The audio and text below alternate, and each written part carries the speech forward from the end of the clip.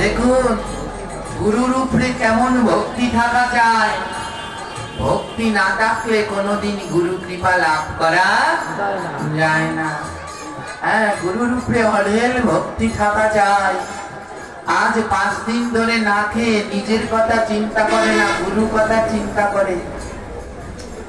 মাকে বলছে, মা বৈষ্ণব সেবা দিতে দেরি করতে নাই, তাই কি করতে হবে? বলছে, শোনো, ওই বৈষ্ণব সেবা দিতে দেরি করতে নাই, বৈষ্ণব সেবা আপনি হয়ে যায়। হ্যাঁ, এই সত্যি কথা। বৈষ্ণবের যে কি, কারো মনে যদি বৈষ্ণব সেবার উপরে নিষ্ঠা বিশ্বাস থাকে, তাহলে তার বৈষ্ণব সেবা সত্যি হবেই হবে। এক সত্যি ঘটনা।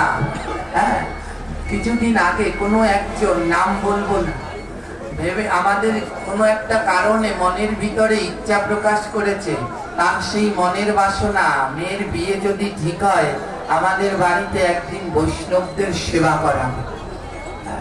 তো প্রতিদিন বৈষ্ণব সেবা চলতেই আছে, চলতেই আছে।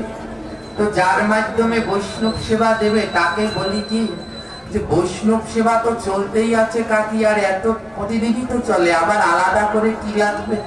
তো তাদের কাছ থেকে বৈষ্ণব সেবার টাকাটা কিনে রেখে দাও, কোনো আরেকদিন হলে তখন দিয়ে দেব।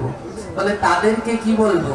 আমি বলছি তাদেরকে বলো তাদের নামে বুধবার বৈষ্ণব সেবা হবে, তাদের নামে বুধবার বৈষ্ণব সেবা হবে। দেখুন, জানি না শুনি না, মুখ দিয়ে বলে দিলাম বুধবার বৈষ্ণব সেবা হবে। জানেন, আজ সেই বুধবার আমি ছিলাম না, কিন্তু বৈষ্ণব সেবা হয়েছে তো হয়েই গেছে।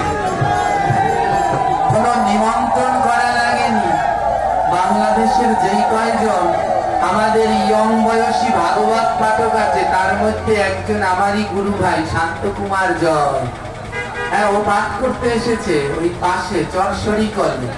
পাঠ করে ওর সেই মিউজিকের দল, আমাদের একটা মিউজিক সেট আছে, ওই সেই মাতাজি প্রভুদেরকে নিয়ে চলে এসেছে। এই প্রভুরা আরো মাতাজিরা তারাও চলে এসেছে। আবার আরেক দল আমাদের গ্রামে, তারাও 4-5 জন বলে আজকে প্রসাদ পাবো। দেখুন, মিলেমিশে তার বৈষ্ণব সেবা হয়ে গেছে। কবির বলছে মাকে, মা বৈষ্ণব সেবায় দেরি করতে নেই।